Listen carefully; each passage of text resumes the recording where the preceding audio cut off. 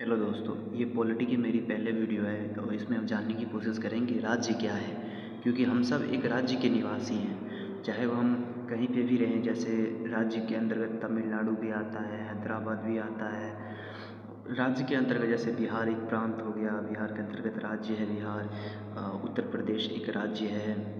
इसी तरह से हम जानेंगे कि राज्य क्या होता है, राज्य की स्थापना के लिए क्या उद्देश्य होते हैं, किस प्रकार से इसकी स्थापना की जा सकती है, कहाँ पे स्थापना की जा सकती है। इन्हीं सब विषयों के बारे में आज हम चर्चा करेंगे। आप सभी से अनुरोध है कि आप इस वीडियो का पूरा फ़ायदा उठाएं और ज्ञान जितना हो सके उतना प्राप्त करने की कोशिश करें। हमारे भारत में विभिन्न प्रकार की सरकारें हैं, जैसे संसद, नगर पालिका, राज्य की सरकारें इत्यादि।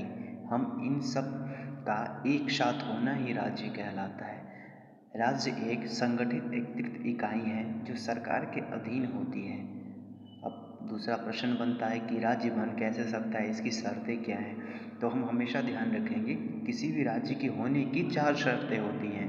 पहला होता है भूभाग, दूसरा जनसंख्या, तीसरा सरकार, चौथा संप्रभुता या निर्णय लेने की क्षमता किसे होती है। तो इसके बारे में हम डिटेल से जानेंगे कि भूभाग क्या होता है, जनसंख्या क्या होती है, सरकार क्या है, निर्णय लेने की क्षमता किसे है। तो आइए हम देखते हैं कि भूभाग क्या होता है। भूभाग वह होता है कि किसी भी राज्य की होने की यह प्रथम शर्त होती है। हमेशा ध्यान रखिएगा कि किसी भी राज्य की होने की ये प्रथम शर्त होती है कि उसका एक अपना भूभाग हो। भूभाग का मतलब है कि उसका एक अपना स्थान हो। और दूसरा होता है कि उस भूभाग पर निवास करने वाली जनता। अब मान लीजिए कि किसी राज्य का, जैसे बिहार का एक भूभाग है, बिहार एक राज्य है, इसका एक भूभाग है, और इस पे अगर निवास करने वाली जनता ही ना हो तो फिर बाकी तत्वों का क्या फ़ायदा है। कि सरकार भी हो, संप्रभुता भी हो, निवास करने वाली जनता ना हो तो क्या फ़ायदा है। तो जनसंख्या का भी होना एक अनिवार्य तत्व है। फिर तीसरे में सरकार, यानी भूभाग जनसंख्या है तो नियम की भी आवश्यकता होगी, अर्थात यह सब कार्य सरकार करती है। भूभाग, जनसंख्या, सरकार, इतना तो हमने समझ लिया। अब आगे बढ़ते कि संप्रभुता यानी निर्णय लेने की क्षमता। जब ये तीन तत्व किसी भी राज्य के में होता है तो चौथा तत्व होता है संप्रभुता यानी निर्णय लेने की क्षमता। अपनी सीमा के अंतर्गत सरकार को पूरी शक्ति होनी चाहिए निर्णय लेने की, और उस पर बाहरी कोई दबाव नहीं होना चाहिए।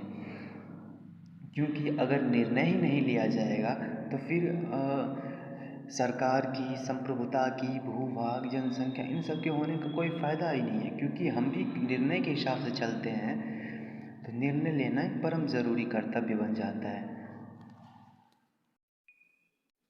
आप इसकी नोट्स भी बना सकते हैं। कृपया इस वीडियो को पॉज करके या फिर पहले इस पूरे वाक्य को सुन लें, फिर उसका वीडियो बना लें।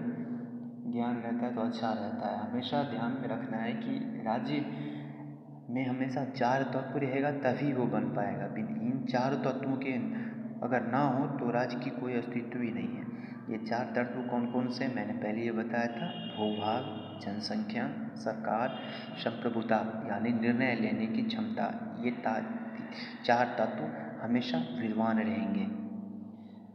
आज हमने ये पढ़ा कि राज्य क्या होता है, इसकी शर्तें क्या हैं। आशा है कि आपको राज्य की परिभाषा समझ में आ गई होगी। अब अगले वीडियो में हम चर्चा करेंगे कि शासन के अंग क्या हैं। भारत में जो शासन चलता है उसके अंग क्या हैं, वो हम अगली वीडियो में चर्चा करेंगे। आप अपना प्यार हमेशा बना के रखिए। धन्यवाद। ये मेरी पहली वीडियो थी, हो सकता है कुछ गड़बड़ी भी हुआ हो तो वो सब कृपया क्षमा कर दीजिएगा। धन्यवाद।